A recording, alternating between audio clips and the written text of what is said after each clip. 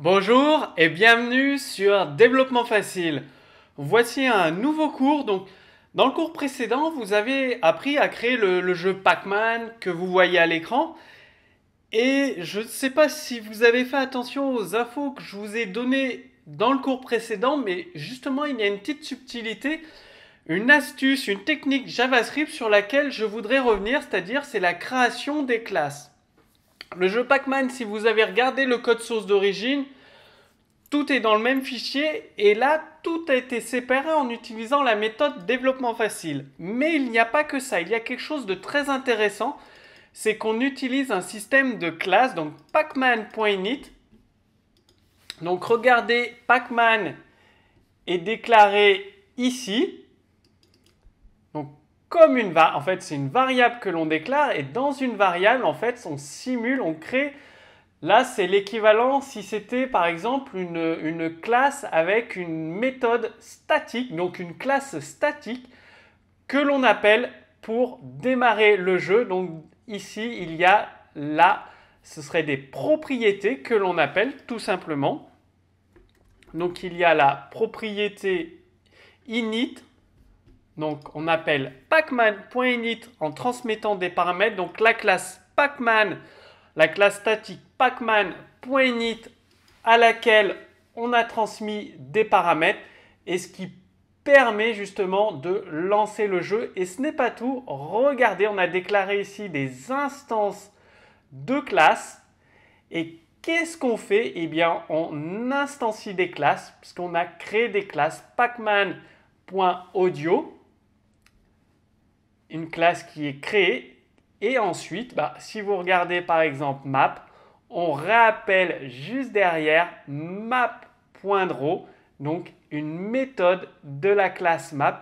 Et ce qui est très bien avec cette astuce JavaScript, c'est que ça vous permet de simuler déjà la programmation orientée objet avec les classes, mais pas seulement. C'est-à-dire dans vos classes que vous allez créer, vous pouvez simuler des méthodes statiques, donc accessibles de l'extérieur par les objets, et également des méthodes privées. Et c'est là-dessus que je voulais revenir, c'est qu'on arrive en utilisant cette stratégie qui est enseignée dans la méthode développement facile, à créer une architecture d'application JavaScript très solide, très stable.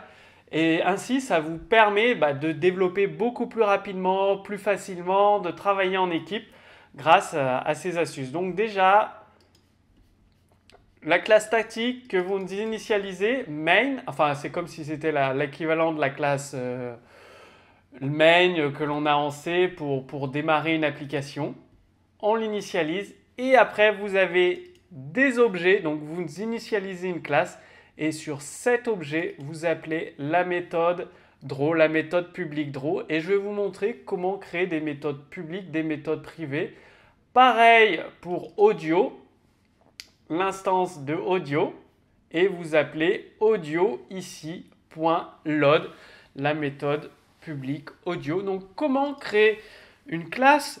Pacman, donc ça, Pacman, c'est une variable statique qui est déclarée en tout début, juste ici, comme un objet, donc c'est un objet.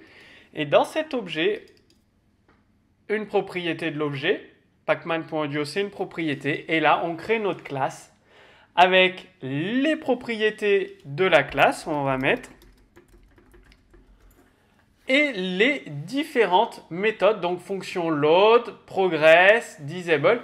Et comment on les rend accessibles, ces méthodes, comment on les rend publiques? En faisant un return, le nom de la méthode publique utilisée par l'extérieur et relié à la fonction que ça va appeler dans Pacman Audio, dans la classe Pacman Audio.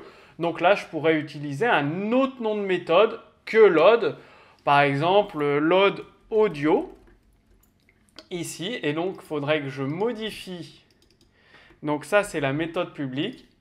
Dans init, tout simplement, que je mette load audio. Voilà. Et donc, si je recharge le jeu en mettant le debug pour vérifier que tout se passe bien, ça s'est bien passé. Load audio a fonctionné et le jeu s'est lancé. Alors que, regardez, si je ne renomme pas ici et que j'appelle load existe toujours et que je recharge, load audio, la méthode load audio n'existe pas et donc ça génère une erreur, bien évidemment. Hop, donc on va laisser load audio. Et voilà l'astuce qui vous permet très simplement de créer des méthodes publiques. Et ça s'appelle load. Et si je l'enlève, encore mieux, si je l'enlève, la méthode load audio sera privée. Donc on ne peut pas l'appeler. Si on regarde le debug, elle n'est pas appelable. Si vous mettez load, hein, tout simplement, on se dit on va mettre load parce que load existe ici. Bien évidemment, load est présent ici, fonction load. Mais vu que c'est une méthode privée, elle n'est pas accessible. Regardez, la méthode n'est pas accessible tout simplement. Donc pour bien la rendre publique, il faut la remettre ici.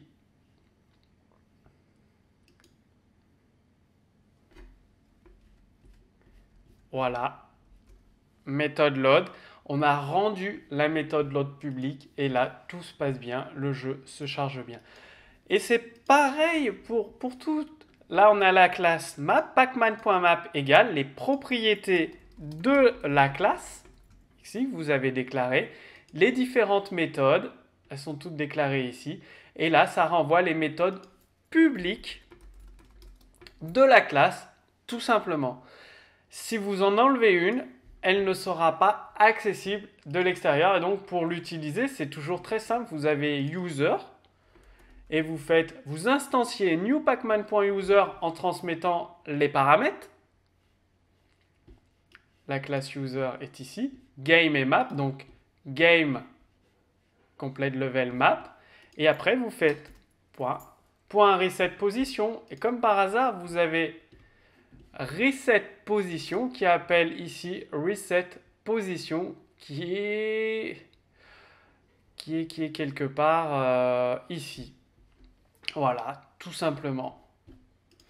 Vous avez par exemple sur la classe user.reset qui est ici, qui rappelle reset position. Évidemment, dans une classe, une méthode peut rappeler une fonction de la classe. Donc ça simule vraiment très très efficace le langage objet. Donc c'est une astuce vraiment très puissante que c'est cadeau quoi, qui fait partie de la méthode développement facile. Donc pensez à déclarer une variable, un objet, Pacman, une propriété de l'objet, vous affectez une fonction, comme ça vous simule une classe, les propriétés de cette classe justement, et les différentes méthodes, et à la fin vous faites un return avec toutes les méthodes publiques accessibles de l'extérieur.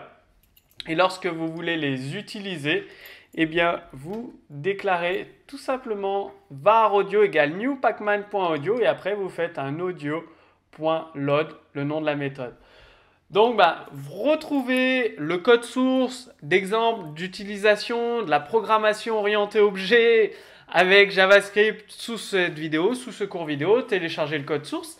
Si vous avez des questions, posez-les directement sous ce cours vidéo. L'équipe Développement Facile vous répondra. Et si vous voulez aller vraiment, mais beaucoup plus loin en développement d'applications, de jeux JavaScript, que ce soit sur les smartphones, les tablettes et le web, juste au-dessus de ce cours, il y a une bannière, un lien cliquable. Vous cliquez sur ce lien et vous serez redirigé vers une deuxième vidéo qui vous expliquera dans le détail comment bénéficier des conseils des experts de l'équipe Développement Facile. Donc pour vous aider en cas de difficulté sur des codes sources d'exemple, des cours et vous aider à progresser beaucoup plus rapidement. Comment mettre en œuvre la programmation orientée objet dans votre développement JavaScript, comment mettre en œuvre la programmation événementielle, les fameux modèles de conception qui permettent de multiplier par 2 ou 3 votre capacité de développement et surtout de créer des architectures à la fois très solides pour vos applications et très simples à faire évoluer et de diminuer grandement les bugs. Donc tout ça, c'est dans la deuxième vidéo. Cliquez simplement sur la bannière au-dessus de cette vidéo et on se retrouve tout de suite dans la deuxième vidéo. À tout de suite.